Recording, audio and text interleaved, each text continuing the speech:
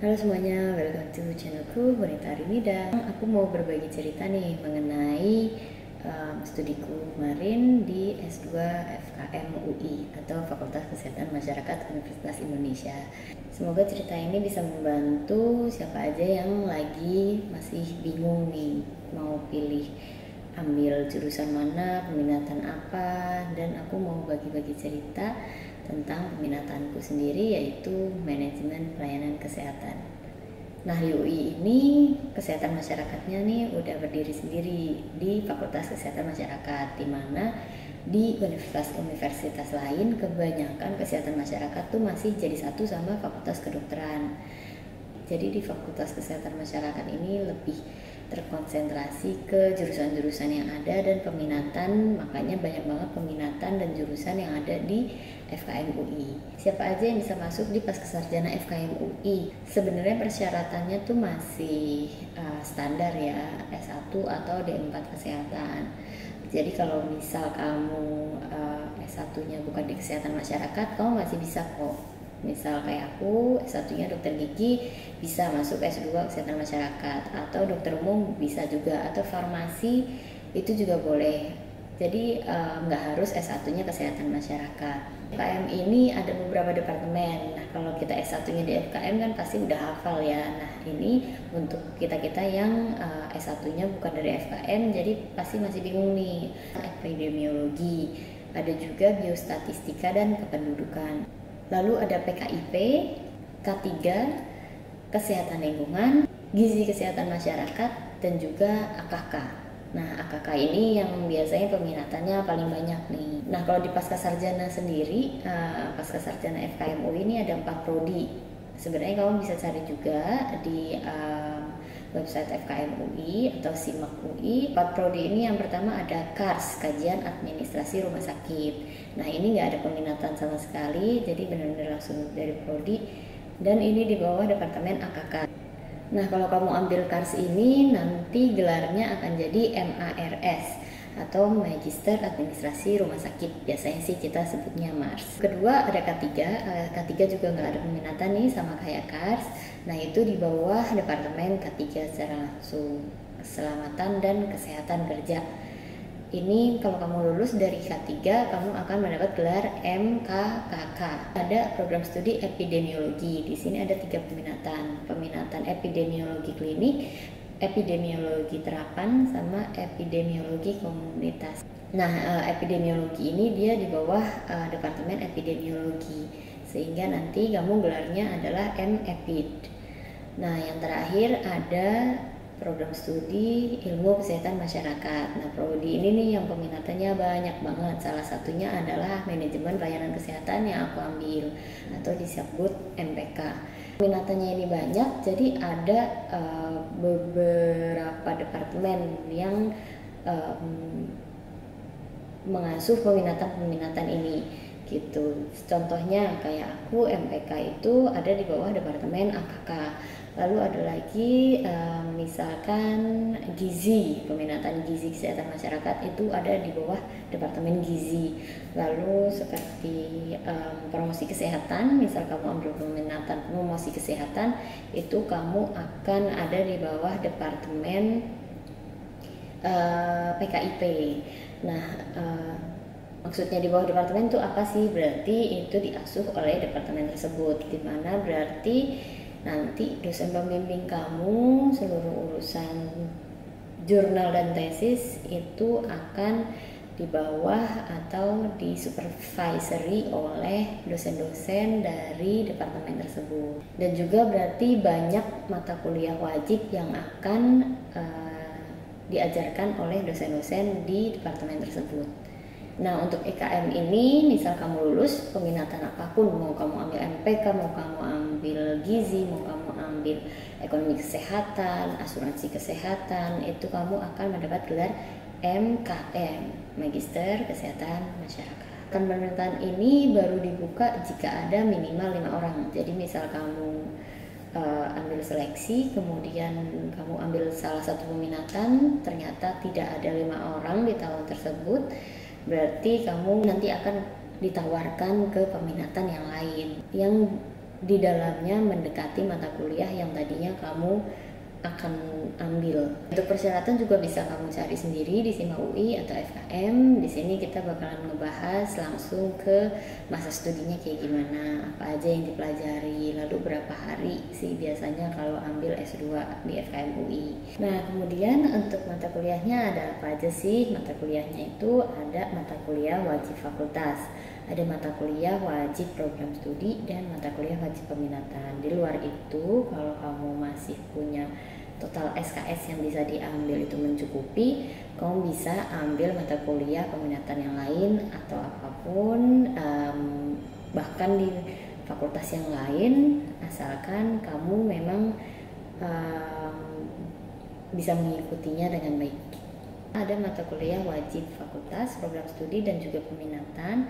Jadi kamu masih bisa ketemu sama teman-teman di peminatan yang lain atau bahkan dari program studi yang lain gitu. Karena nanti bisa aja kamu ambil kelas yang mereka juga ambil yang sama. Nih, aku bacain aja ya. Di semester 1 ada akuntansi biaya di institusi pelayanan kesehatan. Ada juga biostatistika intermediate dan juga epidemiologi intermediate. Ini mahasiswa S3 juga ada yang ambil, kemudian program studi yang lain juga ambil di mata kuliah ini. Kemudian ada kepemimpinan strategis dan berpikir sistem, lingkungan dan kesehatan global, promosi kesehatan intermediate, dan juga sistem kesehatan. Nah, dari yang tadi aku sebutkan, sistem kesehatan adalah mata kuliah wajib peminatan MPK. Isinya ya akan ada anak-anak MPK aja nih.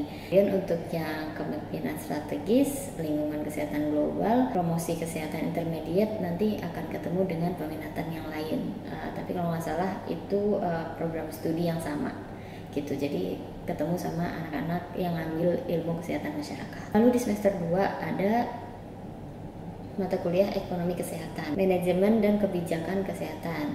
Untuk ekonomi kesehatan ini termasuk mata kuliah wajib peminatan. Lalu ada juga manajemen dan kebijakan kesehatan, diisi oleh anak-anak peminatan yang lain juga, nggak cuma MPK tapi di bawah departemen AKK, dan yang mengajar juga stafnya dari AKK. Manajemen data intermediate, lalu manajemen keuangan. Manajemen keuangan ini adalah mata kuliah wajib peminatan, penelitian kualitatif dan kuantitatif. Ini di kelas yang berbeda ya. Juga, misal di semester 2 kamu mau ambil publikasi, kamu boleh ambil publikasi. Tapi misalkan kamu udah ambil tapi nggak beres di semester itu, kamu boleh ambil lagi publikasi di semester berikutnya sampai kemudian kamu benar-benar sudah menyelesaikan publikasi. Kalau publikasi itu apa, nanti aku jelaskan di akhir ya. Yang ketiga, kita belajar ekonomi kesejahteraan. Ekonomi kesejahteraan ini kalau nggak salah aku ambil mata kuliah wajib peminatan yang lain. Ini untuk ekonomi kesehatan, tapi karena aku penasaran mau belajar tentang itu, jadi aku ambil juga. Kemudian evidence based pembangunan kesehatan, mata kuliah wajib peminatan MPK. Isu terkini manajemen dan kebijakan kesehatan, manajemen SDM, juga pembiayaan kesehatan. Tuh, jadi di semester 3 ini semuanya mata kuliah wajib peminatan MPK, kecuali kalau memang kamu masih bisa ambil mata kuliah yang lain dan kamu mau tambah-tambah ilmu, mungkin memang itu menunjang juga untuk penelitian kamu, mungkin jurnal kamu atau tesis kamu di situ. Kemudian di semester 3 juga ada beberapa anak yang boleh untuk ambil tesis. Di semester 4 pure tesis, misalkan kamu mau ambil mata kuliah yang lain gitu tambahan boleh juga sih, tapi balik lagi ke dosen pembimbing kamu apakah memperbolehkan atau supaya kamu bisa fokus doang ke tesis. Nah, jadi dari tadi yang aku sebutkan, mata kuliah wajib fakultas, prodi, dan juga peminatan, intinya tuh kalau yang kita pelajari di manajemen pelayanan kesehatan ini pokoknya all about pelayanan kesehatan, mulai dari yang umumnya seperti hierarki kebijakan, mulai dari undang-undang dasar sampai bagaimana ada kebijakan-kebijakan di bawahnya dan bagaimana diimplementasikan oleh sektor-sektor layanan kesehatan yang kecil-kecil di bawahnya, bahkan di sektor yang paling bawah. Juga cara pembuatan kebijakan atau health policy, cara pembuatan policy brief, Terus juga kita belajar sistem kesehatan di negara-negara, ada negara-negara lain yang sebagai perbandingan, dan juga tentunya kita detail belajar di negara sendiri seperti apa. Lalu sampai detail ke manajemen pelayanan kesehatan, bagaimana kalau di sektor pemerintah, bagaimana kalau di sektor swasta, semuanya kita pelajari di sini.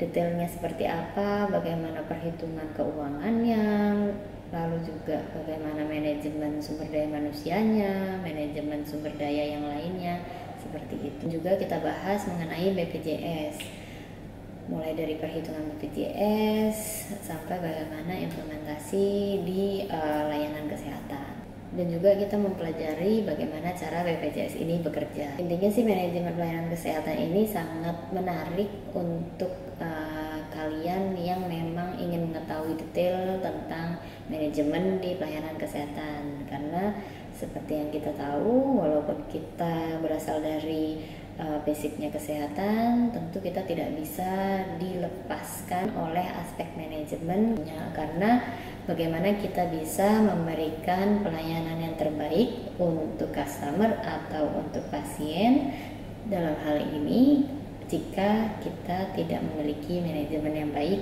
di layanan kesehatan kita. Oke, selanjutnya tadi kan aku udah bilang tuh ada yang namanya publikasi. Publikasi itu apa sih? Jadi publikasi itu adalah salah satu persyaratan untuk lulus.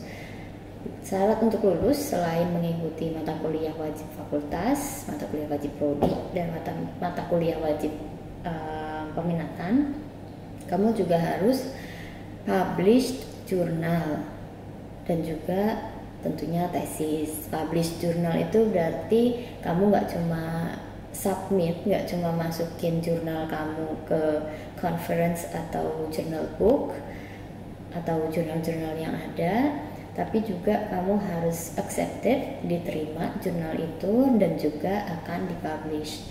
Dimana biasanya sih lebih mudah untuk ikut conference, lebih mudahnya itu karena lebih cepat prosesnya dibandingkan kamu masukin ke jurnal-jurnal yang akan dipublish di website tanpa ada conference-nya. Biasanya sih seperti itu. Dan juga ini tergantung dari dosen pembimbing kamu. Misalkan dosen pembimbing kamu sudah berpengalaman nih, ada tiap tahun mengirim mahasiswanya ke sana gitu, ke suatu conference, biasanya dosen pembimbingnya itu akan merujuk kamu untuk ya udah kamu ikut aja conference ini gitu, akan menginfokan bahwa ada conference ini yang biasanya kita kirim ke sana delegasinya, jadi kamu masukin aja ke situ, biasanya gitu. Tapi ada juga dosen kayak dosen pembimbingku yang benar-benar terserah mau kemana gitu, mau masukin ke jurnal boleh, jurnal internasional boleh, nasional boleh,